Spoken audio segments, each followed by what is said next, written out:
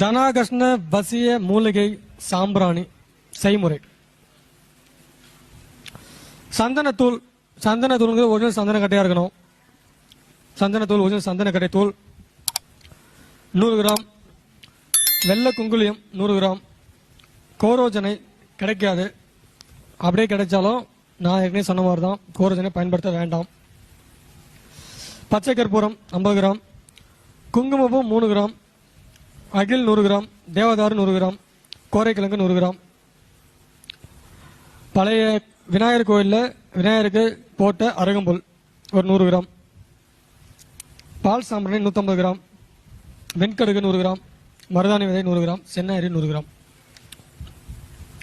ஸ்ரீதேவி செங்கல் நீர் 100 கிராம். ஆலம்பழ விதை, ஆலமர பழத்தோட விதை, அந்த பழம் 100 கிராம். ஆலமூக்கு, அரச மூக்கு. சமைச்சு இதுல மாத்திரம் தான் சமைச்சு அளவு கொடுத்துருக்கீங்க. அப்படியா? ஆமா சமைச்சு. ஏன்னா ஃபர்ஸ்ட் பார்ட்ல எவ்வளவு போறது, தனவசிய சாம்பிராணிக்கெல்லாம் எவ்வளவு என்ன, அது என்னோட ஃபார்முலா.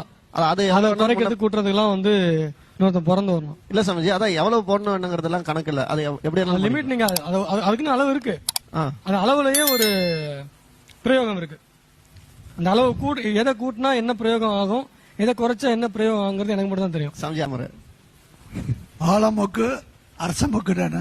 அரச மரத்துல இருந்து இந்த பூ மொக்கு வரும் பாருங்க, அந்த பூவோட மொக்கு. இதெல்லாம் வந்து இந்த நான் சொன்ன சரக்குலாம் வந்து பொடியா அரைச்சிக்கணும்.